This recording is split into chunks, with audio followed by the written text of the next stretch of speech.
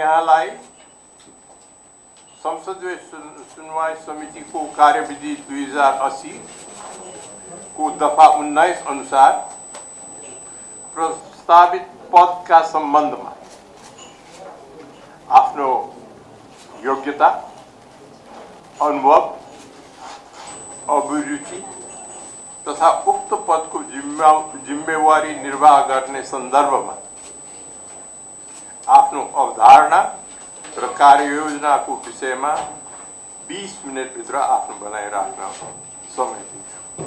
Global IME bank, सबैका लागि bank. यस गरिमामय संसदीय सुनवाई समितिका माननीय सभापतिज्यू, समितिका सम्पूर्ण माननीय सदस्यज्यूहरू, मेरो नाम प्रकाश मानसिंह राउत हो। म उदयपुर कटारीमा जन्मेको हुँ। मेरो जन्म मिति 2017-12-18 हो। मेरो बुबाको नाम बलबहादुर राउत हो, आमाको नाम जगेश्वरी राउत हो। अलिकति यहाँ मान्यज्यूहरूलाई मेरो दाम्पत्य जीवनको बारेमा पनि संशय आउन सक्छ भनेर अगाडि नै परिचय केही खण्डमा जोड्न चाहेको छु। अनफर्चुनेटली मेरो दाम्पत्य जीवन सुमधुर हुन सकेन। हामीले अलग अलग बस्ने निर्णय गर्यौं र 2077 साल मङ्सिरको 10 गते डिभोर्स गर्यौं र आज महिला अस्मिताको लागि, सम्मानको लागि, प्रतिष्ठाको लागि यो विषय मैले योभन्दा बढ्ता उजागर गर्न उपयुक्त हुन्छ जस्तो मलाई लाग्दैन, शोभनीय पनि हुन्छ जस्तो लाग्दैन। मैले 2033 सालमा एसएलसी पास गरेको हो। 36 सालमा कानुनमा प्रमाणपत्र पास गरेको हुँ। 39-40 सालमा चाहिँ स्नातक गरेको हुँ र 40 सालमा मैले अधिवक्ताको लाइसेन्स लिएपछि वकालत सुरु गरेँ। 43 सालमा सर्वोच्च बार एसोसिएसनको सचिव भएँ। 63 सालमा सर्वोच्च बार एसोसिएसनको अध्यक्ष भएँ, वरिष्ठ अधिवक्ता भएँ र 32बाट 33 वर्षसम्मको वकालतको अवधिमा हजारौं मुद्दाहरू बहस गरेँ। त्यसपछि गएर म न्यायाधीशमा सिफारिस भएँ। न्यायाधीशमा सिफारिस भइसकेपछि मैले आजसम्म 9245 थाम मुद्दा फैसला गरिसकेको छु र विभिन्न समितिमा बसेर काम गरेको छु र मैले यति कुरा चाहिँ यहाँहरूलाई मैले राखेँ। अब म यस गरिमामय संसदीय सुनवाई समितिका माननीय सभापतिज्यू र समितिका सम्पूर्ण माननीय सदस्यज्यूहरू, म कार्ययोजना प्रस्तुत गर्ने अनुमति चाहन्छु।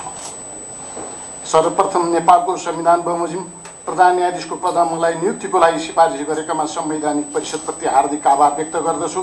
साथै समितिमा उपस्थित भई आफ्नो अवधारणा र कार्ययोजना प्रस्तुत गर्ने महत्त्वपूर्ण अवसरका लागि समितिका माननीय सभापतिज्यू लगायत सम्पूर्ण माननीय सदस्यज्यूहरूमा हार्दिक धन्यवाद व्यक्त गर्न चाहन्छु। संवैधानिक परिषदमा सिफारिस नियुक्ति हुने प्रधान न्यायाधीश तथा संवैधानिक अंग लगायतका पदाधिकारीको नियुक्ति अघि संसदीय सुनवाई गर्नुपर्ने नेपालको संविधानको व्यवस्था बमोजिम आज यस गरिमामय समिति समक्ष उपस्थित भएको छु। भावी प्रधान न्यायाधीशको रूपमा आफ्नो सोच, दृष्टिकोण र अवधारणासहित न्यायपालिकाको सुधार सम्बन्धी कार्ययोजना प्रस्तुत गर्ने र समितिको माननीय सदस्यहरूबाट महत्त्वपूर्ण सुझाव एवं पृष्ठपोषण लिने यस ऐतिहासिक अवसरले मलाई गौरवान्वित तुल्याएको छ।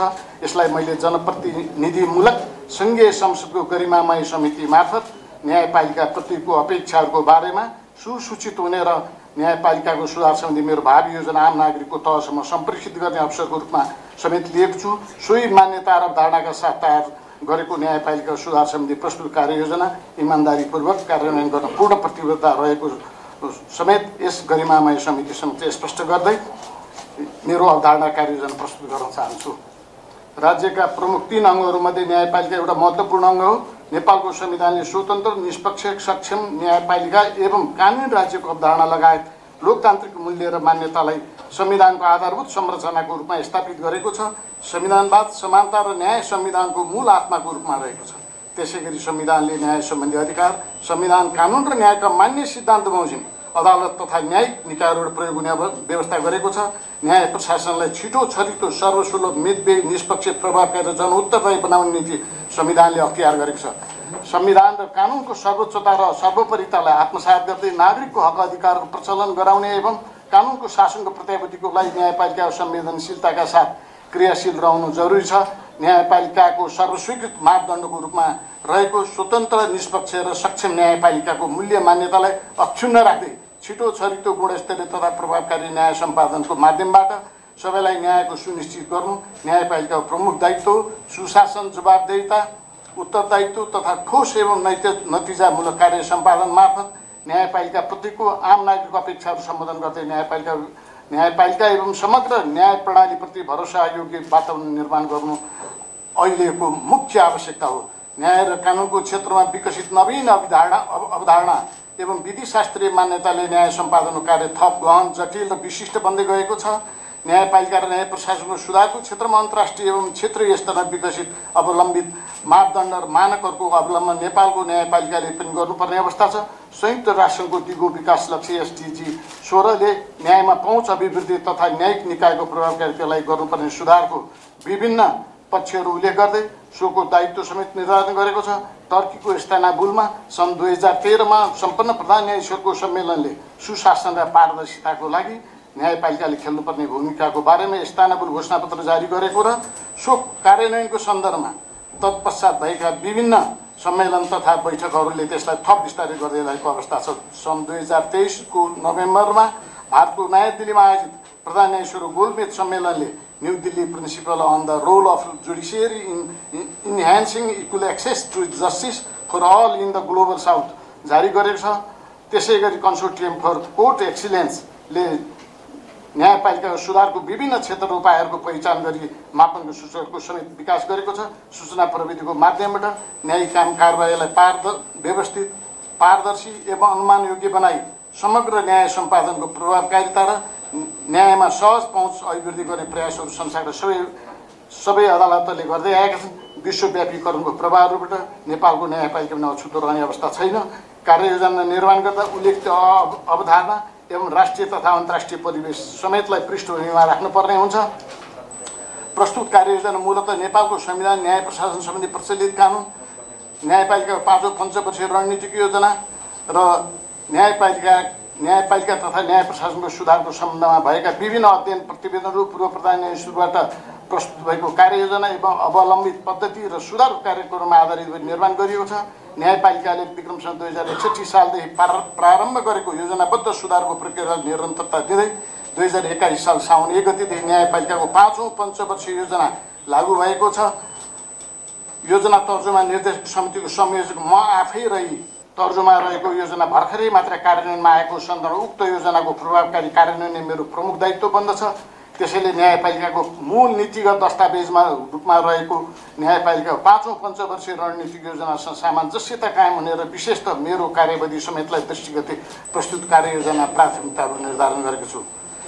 नेपालको न्यायिक इतिहासलाई हेर्दा अदालत र न्यायिक निकायहरूको आफ्नै किसिमको मौलिक र विशिष्ट संरचना रहेको पाइन्छ। समाजको विकासक्रम तथा संवैधानिक एवं कानुनी परिवर्तनको सापेक्षतामा नेपालको न्याय प्रणाली र न्यायिक संरचनाको स्थापना र विकास हुँदै आएको देखिन्छ। नेपालको संविधानको धारा 127 ले नेपालमा सर्वोच्च अदालत, उच्च अदालत र जिल्ला गरी 3 तहका अदालत रहने व्यवस्था गरेको छ। त्यसै गरी धारा 152 विशिष्टीकृत अदालत, न्यायिक निकाय र न्यायाधिकरणको स्थापना गठन गर्न सक्ने व्यवस्था रहेको छ। सो अनुरूप हाल सर्वोच्च अदालत र उच्च अदालत तथा इजलासहरू, जिल्लाहरू, विशिष्टीकृत अदालत तथा न्यायाधिकरणमा समेत गरी 106 वटा न्यायिक संरचना रहेका छन्। तीनै तहका अदालत तथा विशिष्टीकृत अदालत, न्यायाधिकरणमा न्यायाधीश तथा कर्मचारी गरी जम्मा 6940 जनशक्तिको दरबन्दी रहेको छ। त्यसमध्ये करिब 10% दरबन्दीहरू विभिन्न कारणबाट हाल रिक्त अवस्थामा छन्। अदालतका भवन लगायत भौतिक संरचना अधिकांश पुराना र अपर्याप्त अवस्थाका छन्। यद्यपि केही अदालतका भवनहरू नयाँ निर्माण भएका र केही निर्माणाधीन अवस्थामा रहेका छन्। प्रायः सबै विशिष्टीकृत अदालत र तथा न्यायाधिकरणको आफ्नो भवन र जग्गा समेत रहेको छैन। भौतिक पूर्वाधारको औसत अवस्था र कठिनाइको बीच अदालतले आफ्नो कार्य सञ्चालन गर्दै आएका छन्। न्यायपालिकाको आधारभूत आवश्यकताको दृष्टिकोणबाट वित्तीय साधन स्वरूपको उपलब्धता समेत न्यून रहने गरेको छ। न्यायपालिकाको कुल राष्ट्रिय बजेटको औसतमा 0.4% को हाराहारीमा वार्षिक बजेट विनियोजन हुँदै आएको अवस्था छ। न्यायपालिकालाई उपलब्ध बजेट अदालतहरू कार्यबोझ अनुरूपको आधारभूत आवश्यकता र दायित्वलाई सम्बोधन गर्न सक्ने अवस्थाको छैन। बजेट लगायतका साधन स्रोतको अभावका कारण न्यायपालिका प्रायः सबै योजनाहरूको कार्यान्वयन प्रभावित हुँदै आएको छ। न्यायपालिकाको कार्यबोझ निरन्तर रूपमा वृद्धि हुँदै गएको अवस्था छ।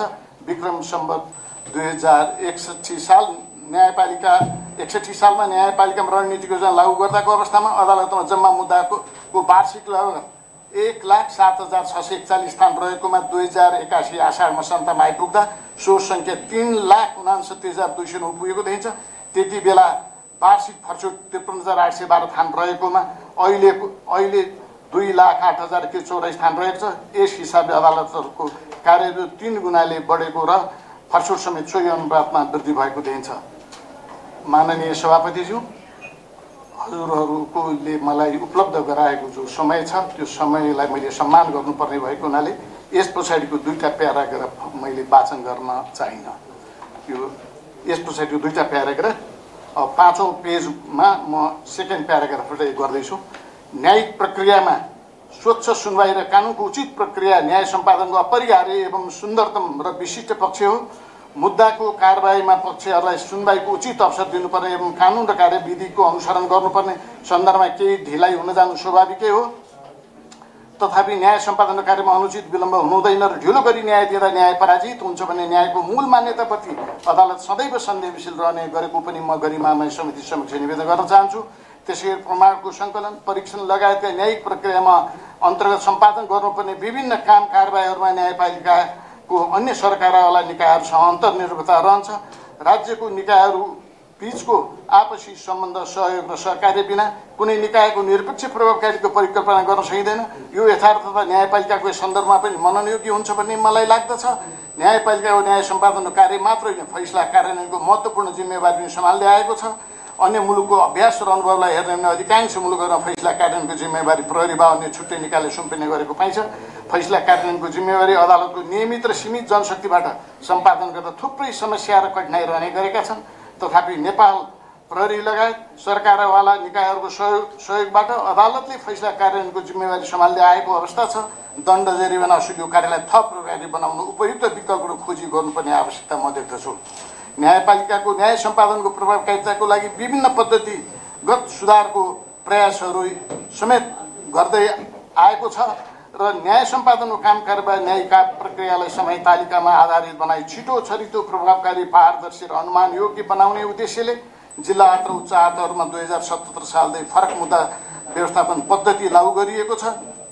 यसको कार्यान्वयनमा थप प्रभावकारिता ल्याउनु पर्ने व्यवस्था रहेको छ। सूचना प्रविधिको माध्यमबाट न्यायिक काम कारबाहीलाई व्यवस्थित, पारदर्शी एवं अनुमानयोग्य बनाई समग्र न्याय सम्पादनको प्रभावकारिता र सेवाग्राहीको न्यायमा सहज पहुँच अभिवृद्धि गर्ने सोचका साथ न्यायपालिकाले करिब 2 दशकदेखि सूचना प्रविधिको प्रयोग गर्दै आएको छ। न्यायपालिकामा सूचना प्रविधिको प्रयोग तुलनात्मक रूपमा सन्तोषजनक अवस्थामा रहेको छ। सूचना प्रविधिको प्रयोग मार्फत न्यायिक काम कारबाही र सेवा प्रवाहलाई छिटो छरितो, मितव्ययी र पारदर्शी बनाई समग्र न्याय सम्पादनको कार्यलाई गुणस्तरीय प्रभावकारी बनाउन यसको प्रयोगलाई अझ बढी फराकिलो बनाउँदै लैजानुपर्ने आवश्यकता रहेको छ। स्वतन्त्र न्यायपालिका विधिको शासन, लोकतन्त्र र सुशासन परिपूरक र अन्तर्सम्बन्धित अवधारणाहरू हुन्। न्यायपालिकाप्रति आम नागरिकको आस्था र विश्वास अभिवृद्धि गर्न न्यायिक सुशासनलाई संस्थापित गर्दै लैजानुपर्ने आवश्यकता रहन्छ। न्याय प्रशासनलाई स्वच्छ, निष्पक्ष, पारदर्शी, उत्तरदायी, सहभागितामूलक बनाउँदै न्यायपालिकाबाट प्रदान हुने सेवा सुविधामा नागरिकको समान र सहज पहुँच सुनिश्चित गर्न सकिए मात्र न्यायिक सुशासनको अनुभूति हुन सक्दछ।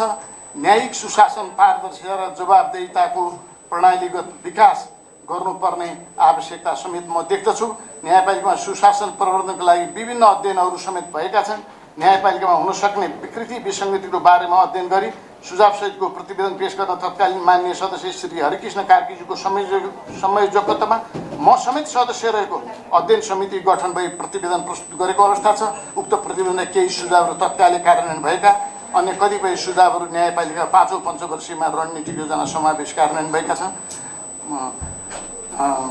माननीय सभापतिज्यू, यो तलको प्याराग्राफ पनि मैले वाचन गर्न चाहिने समयकोलाई मैले सम्मान गर्नुपर्ने भएको छ। यो पछाडिको प्याराग्राफ, त्यसपछि अर्को नेक्स्ट प्याराग्राफमा म गएँ। उल्लेखित अवधारणा, नीतिगत मार्गदर्शन तथा न्यायपालिकाको कार्यबोझ, वातावरण सहितको वस्तुस्थिति विश्लेषण समेतका आधारमा न्यायपालिका सुधार सम्बन्धी प्रस्तुत कार्ययोजना तयार गरिएको म गरिमामय समिति समक्ष अनुरोध गर्न चाहन्छु। न्यायपालिकाको रणनीतिक योजनाको तर्जुमा र कार्यान्वयनमा रहेको भूमिका र मैले हासिल गरेको अनुभव समेतका आधारमा प्रस्तुत कार्ययोजना तयार भएको छ।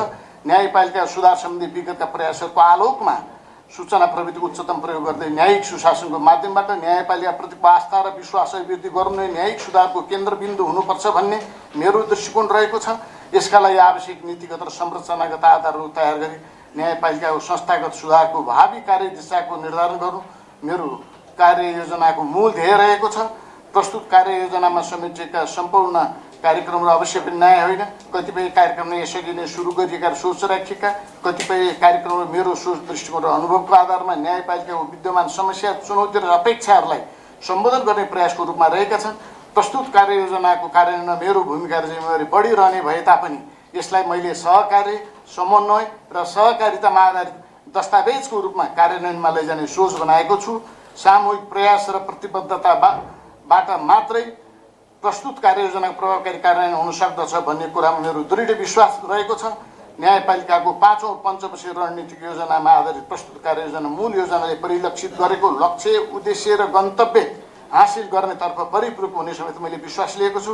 यही मान्यता र अवधारणाका साथ गरिमामय समिति समक्ष न्यायिक सुधारको न्याय बमोजिमको कार्ययोजना प्रस्तुत गरेको छु। र गरिमामय समितिका सभापतिज्यूलाई फेरि म अर्को पनि एउटा विनम्र अनुरोध गर्छु। मैले यहाँ 24वटा चाहिँ पोइन्ट्सहरू राखेको छु र जुन जुन पोइन्टको ब्रेकडाउन छ त्यो ब्रेकडाउन चाहिँ मैले फेरि त्यो वाचन गर्न छैन, किनभने त्यहाँ पनि समयले मलाई अलिकति अप्ठ्यारो पर्ने अवस्था छ। त्यसैले मूल मुद्दा म 1 नम्बर पढ्दैछु। न्यायपालिकाको 5औं रणनीतिक योजनाले सर्वोच्च आयोगको मुद्दाको फर्सिट तथा पुराना बक्यौता मुद्दाहरूको न्यूनीकरण सम्बन्धी निर्धारण गरेका लक्ष्य हासिल गर्ने गरी मुद्दा व्यवस्थापनमा उपयुक्त एकदम प्रभावकारी उपायहरूको अवलम्बन गरिनेछ। अब 2, कार्यबोझ बढी भएका 37 जिल्ला र 9 उच्च अदालत इजलास गरी जम्मा 46 अदालतको व्यवस्थापनलाई विशेष प्राथमिकता राखी त्यस्ता अदालतहरूमा बजेट लगायतको साधन स्रोत र जनशक्तिको पर्याप्त व्यवस्था गरी कार्य सम्पादन प्रभावकारिता ल्याइनेछ। 3, न्याय सम्पादनमा को काम कारबाही समेत तालिकामा आधारित बनाई छिटो, छरितो र प्रभावकारी, पारदर्शी एवं अनुमानयोग्य बनाउने उद्देश्यले जिल्ला उच्च अदालतमा लागू गरिएको फरक मुद्दा व्यवस्थापन पद्धतिको प्रभावकारितालाई विशेष पहल गरिनेछ। 4, गुणस्तरीय न्याय सम्पादनको लागि अदालतहरूमा अनुकूल कार्य वातावरणको निर्माण, न्यायाधीशहरूको विधिशास्त्रीय विकास र तथा अनुभवहरूको आदान प्रदान सम्बन्धी अन्तर्संवाद प्रशिक्षण लगायतका कार्यक्रम सञ्चालन गरिनेछ। 5, फैसलाको लेखन तयारीमा शीघ्रतालाई जनशक्ति व्यवस्थापन र परिचालनलाई कार्य वातावरण निर्माण, फैसला लेखन सम्बन्धी तालिम, प्रोत्साहन र प्रेरणाको समेतका विशेष रणनीति अवतार गरिनेछ। 6, विवादको दिगो समाधान गर्ने महत्त्वपूर्ण माध्यमको रूपमा अवलम्बन हुँदै आएको मेलमिलाप पद्धतिलाई थप प्रभावकारी बनाउने उपायहरूको पहिचान गरी कार्यान्वयन गरिनेछ। 7, फैसला कार्यान्वयनमा प्रभावकारी बनाउने उपयुक्त कार्यक्रम विकल्पहरूलाई पहिचान गरी कार्यान्वयनमा ल्याइनेछ।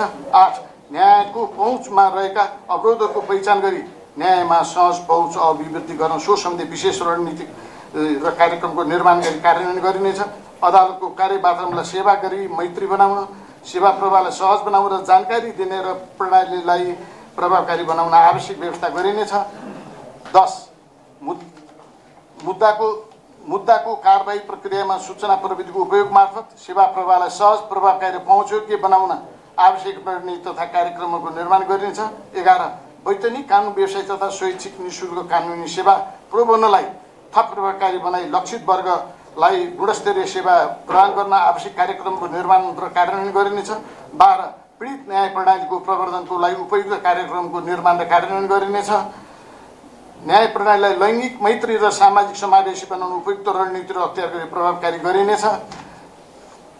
14, न्यायपालिकाको स्वतन्त्र स्वायत्तता तथा न्यायिक सुशासन सम्बन्धी मूल्य मान्यताको प्रवर्धनको लागि अवधारणा, नीतिगत तथा कार्यान्वयन तहमा गर्नुपर्ने सुधारको क्षेत्रमा पहिचान गरी सम्बोधनको पहल गरिनेछ। 15, न्यायिक सुशासनको प्रवर्धन, सुशासन विपरीतका गतिविधि नियन्त्रणको लागि सो सम्बन्धी आवश्यक रणनीति र कार्यक्रमहरू निर्माण गरी प्रभावकारी कार्यान्वयन गरिनेछ। 16, न्यायपालिकाको आस्था र विश्वास अभिवृद्धिको उपायहरूको पहिचान गरी कार्यान्वयन गरिनेछ। 17, न्याय क्षेत्रको सरकारवालाहरूको आपसी समन्वय, सहयोग र सहकार्य परिणाममुखी बनाउन उपयुक्त कार्यक्रमको सञ्चालन गरिनेछ। न्यायपालिकामा सूचना प्रविधिको विकास, दिगो विकासका लागि उपयुक्त रणनीतिक कार्यक्रमको निर्माण गरी कार्यान्वयन गरिनेछ। 19, सूचना प्रविधि सम्बन्धी जनशक्तिको आपूर्ति, स्थायित्व, परिचालन र प्रेरणा लगायत सेवा सुविधा सम्बन्धी नीतिको तर्जुमा र कार्यान्वयन गर्छ। 20 न्यायपालिकामा मानव संसाधन विकास तथा जनशक्ति परिचालन सम्बन्धी आवश्यक नीति र कार्यक्रमको तर्जुमा गरी कार्यान्वयन गरिन्छ। 21 न्याय परिषदहरू हुने न्यायाधीश नियुक्ति लगायतका काम कार्यलाई प्रभावकारी बनाई परिषदप्रतिको विश्वसनीयतामा अभिवृद्धिमा विशेष जोड दिइनेछ। अदालतहरूमा उपयुक्त कार्य वातावरणको लागि अदालतमा भौतिक पूर्वाधारको विकास र सुधार सम्बन्धी कार्यक्रमहरूको निर्माण गरी क्रमशः कार्यान्वयन गरिन्छ। 23 प्रस्तुत कार्ययोजना कार्यान्वयनको लागि आवश्यक पर्ने बजेट समेतको साधन स्रोतको व्यवस्थापन र परिचालनको लागि नेपाल सरकार लगायत नेपाल सरकारका सम्बद्ध निकायहरूसँग आवश्यक समन्वय र पहल गरी सोको सुनिश्चितता गरिन्छ। 24 प्रस्तुत कार्ययोजना कार्यान्वयनको लागि नियमित अनुगमन र मूल्याङ्कन तथा आवधिक समीक्षा गरी प्रभावकारी कार्यान्वयनको सुनिश्चितता गर्छ। माननीय सभापतिज्यू तथा माननीय सदस्यज्यूहरू, नेपालको संविधान बमोजिम स्वच्छ, निष्पक्ष, छिटो, छरितो एवं गुणस्तरीय न्याय सम्पादन गरी सबैको लागि न्याय सुनिश्चित गर्नु मेरो प्रमुख जिम्मेदारी रहेको प्रति म स्पष्ट र प्रतिबद्ध छु। साथै संविधानको धारा 136 बमोजिम न्याय प्रशासनलाई प्रभावकारी बनाउने प्रधान न्यायाधीशको अन्तिम जिम्मेदारी प्रति पनि त्यत्तिकै सजग र संवेदनशील रहेको छु। प्रस्तुत कार्ययोजनाको प्रभावकारी कार्यान्वयनबाट न्यायिक सुशासन र न्यायपालिकाप्रतिको आस्था र विश्वास अभिवृद्धिमा योगदान पुग्नेछ मैले अपेक्षा गरेको छु। अन्तमा न्यायिक सुधारको सम्बन्धमा उपयुक्त बमोजिम मैले प्रस्तुत गरेका अवधारणा र कार्ययोजनाको प्रभावकारी कार्यान्वयनको लागि नेपाल सरकार, सङ्घीय संसद लगायत सम्बद्ध निकायहरूबाट आवश्यक सहयोग र समर्थन प्राप्त हुनेछ भन्ने मेरो पूर्ण विश्वास रहेको छ। यही विश्वासका साथ न्यायपालिकाको सुधार सम्बन्धमा आफ्नो सोच, दृष्टिकोण र अवधारणा राख्ने महत्त्वपूर्ण अवसरको लागि यस गरिमामय समितिका माननीय सभापति तथा सम्पूर्ण मान्य सदस्यज्यूहरूप्रति पुनः आभार प्रकट गर्न चाहन्छु। धन्यवाद। अत्याधुनिक प्रविधिलाई उपयोग गर्दै तपाईको सुन्दर परिवारलाई पूर्णता दिन हार्दिक IVF विश्वासिलो साथी बन्नेछ।